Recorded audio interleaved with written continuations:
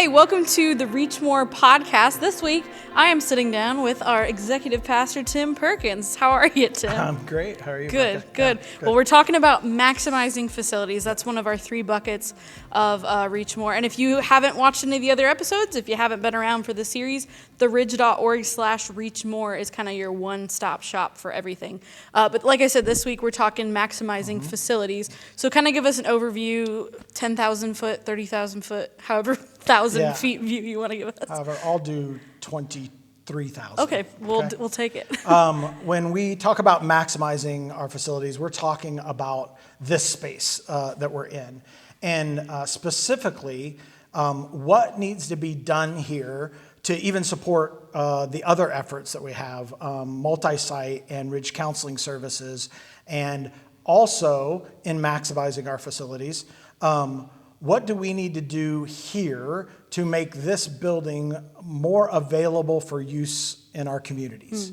Because our passion is people and how we do that, we have really said, what can we do here that will make this space able to be used by more people? Because we do have a unique space in Columbus. And so that's really what Maximize Our Facilities is all about. So then how does Reach More, is it financial support that comes alongside that? Yeah, so some of those changes are cosmetic and structural and equipment related to production, tech equipment, things like that will support all of those things. And so Reach More financially is supporting each of those because as you can imagine, tech equipment for support for multi-site, for example, tech's always changing and has a price tag to it. Any building changes that we do or upgrades to our space to be more used have those expenses. And so that's really what those lie around, yeah. So how does it tie into, so our vision is to do whatever it takes to reach our community. This sounds very community focused, right? Yeah, in a big way. This isn't about us putting on more events for our community. It's for our space being used by the community. And the way that fits in with our vision to do whatever it takes is, we've heard Adam say this, what if everybody in Columbus could have come through our doors for some other reason, right? Yeah. For some other event unrelated to a ministry thing we were doing. It helps lower kind of their barrier to entry, so to speak, almost literally. Like people, when they are invited, particularly to a church, I think into a new environment and a new space they're not familiar with, that's a hurdle.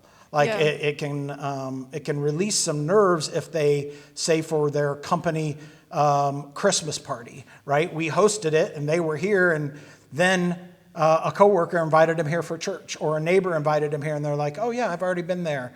It already kind of lowers that. And so that's really a whatever it takes moment, is that we're making the space available for that kind of connection to somebody that's not already connected to a church, or that doesn't already have a place that they call their church home. So I think, this is a piece that really gets me. I mean, I even think about going to a restaurant or something. If it's a new restaurant, I'm much more likely to go if I've been there with somebody before, or I've been in that space before. I mean, even like the taco tour on State Street, I'm now going to some of those restaurants because I went there for an event or whatever. Right, the event gave you the forum to be able to do that, or the way to do it. Because there are some of those. I love the taco tour, by the way. I believe we've done it together with family before, but there's some of those places I probably wouldn't walk into by myself, because it feels very, you got to know somebody. And I think churches sometimes can feel like, well, before I ever step in there, I got to know somebody first, or I've got to already be familiar with it. And for those people that don't already know somebody, this is a way to say, I already know the space. I'm already comfortable in it. Yeah. So, yeah. We've gotten some of those requests, I think, even to use our space for things. Yeah, we're, we've got coming up, we had a request recently to host, and I don't know if they've made a final decision yet, but the organization, but we have said yes to local homeschool graduation here coming up this year. We've had requests from Red Cross to host blood drives. Adam mentioned a request we had from the public schools to host a cross-country meet on the grounds. And And we've even done smaller things a little bit with like homeowners association meetings, because we've got some great meeting spaces that they might not have. And so really expanding that is what maximizing our facility is about, and expanding the ability to use it. So additional meeting spaces, making sure like our atrium that we're sitting in right now is a great space because of the lighting for events. But there are some things we need to do to make it more usable in that.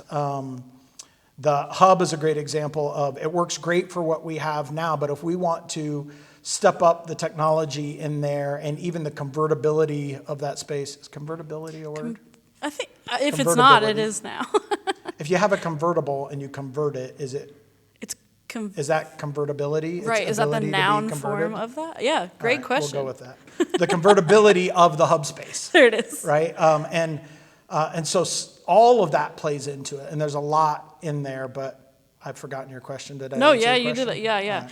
And it's not about expanding the like acreage or the footprint or even the Right. square footage, right? Yeah, it's good all question. within Yeah, current walls. people may be asking that, like, are we building and adding on to?